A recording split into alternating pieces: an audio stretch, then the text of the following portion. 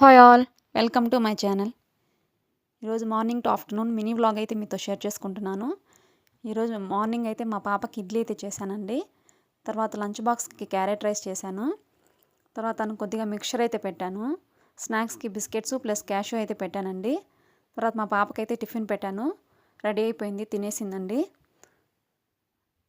మా బాబు కూడా అప్పుడే లేచాడండి. వాళ్ళకి స్కూల్ వెళ్ళేటప్పుడు అయితే ఖచ్చితంగా పక్కనే ఉండాలా.